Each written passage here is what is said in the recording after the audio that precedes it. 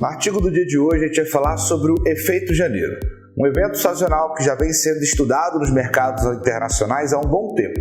E é assim conhecido por ser um mês que, historicamente, apresenta rentabilidade anormalmente positiva quando comparado com outros meses do ano.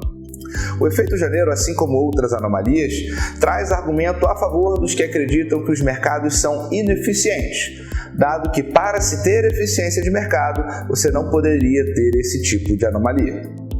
Diversos estudos, entre eles Rose e Kinney de 1976 e Klein de 1983, mostraram que o efeito janeiro é uma anomalia que existe no mercado americano, pelo menos durante essa época, existia, que era uma época onde eles estudaram ali no início do século XX, né? E também outros estudos mostram que as small caps acabam sendo as empresas mais atingidas pelo efeito janeiro. As explicações sobre o motivo de o efeito janeiro ocorrer são algumas. A primeira seria por conta de um efeito psicológico dos investidores. Por exemplo, alguns investidores acreditam em resoluções de ano novo, em mudanças de investimentos e no fim de um ciclo que terminou para começar um novo ciclo. Dessa forma, alguns investidores aguardam para fazer os novos investimentos no primeiro mês do ano. Outras explicações estudadas também passam por vendas de ativos no mês de dezembro, porque alguns investidores acreditam ter alguma vantagem tributária, é algo que acontece e acontecia mais no mercado americano, não é algo que atinge tanto o mercado brasileiro, mas que seria um argumento ali que seria favorável a esses estudos no mercado americano, por exemplo. E a ideia do artigo de hoje é colocar em prática esse efeito janeiro para a economia brasileira, utilizando o Ibovespa.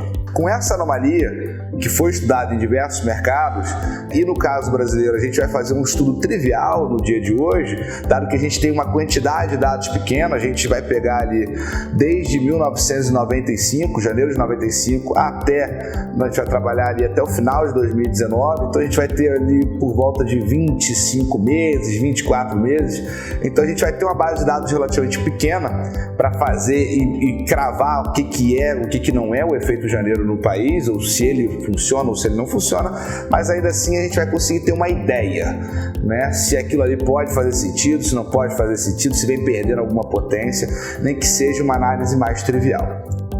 Observando o quadro de meses, né, dos meses em relação aos anos, você vai ver que foi pintado de vermelho quando os meses tiveram rentabilidade negativa e de verde quando eles tiveram rentabilidade positiva.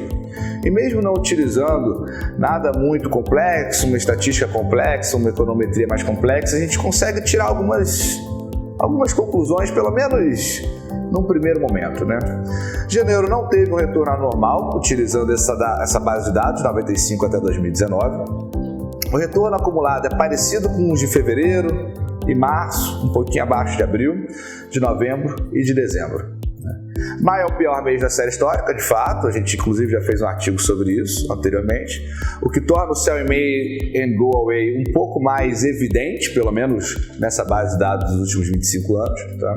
E o que a gente consegue tirar é que o efeito janeiro não foi tão marcante para a economia brasileira, ou melhor dizendo, para o nosso índice de ações. Uma coisa interessante de notar é que o mês de janeiro foi o mês que teve mais vezes rentabilidade de 2 dígitos. Foram 8 vezes comparado a 5 e 3 vezes de outros meses. Então você não consegue, a gente de certa forma não enxerga esse acumulado no mês de janeiro como super positivo em relação aos outros meses, nessa base de dados, mas a gente consegue observar que nesses meses de janeiro você teve ali mais quantidade de meses com 2 dígitos de rentabilidade, ou seja, acima de 10%. Tem uma característica interessante. Os resultados vistos até aqui corroboram algumas críticas que o efeito janeiro tem sofrido ultimamente.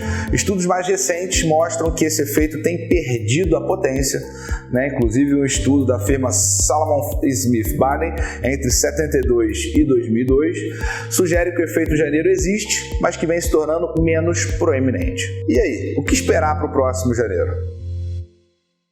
Não esqueça de curtir e compartilhar esse vídeo. Se ele te ajudou, com certeza ajudará outros investidores. E caso ainda não conheça o Portal do Investimento, clique no link aqui na descrição do vídeo. Dentro do nosso site você pode tirar todas as suas dúvidas sobre investimentos, além de encontrar muito mais conteúdo sobre como fazer seu dinheiro render e trabalhar para você. Bons investimentos!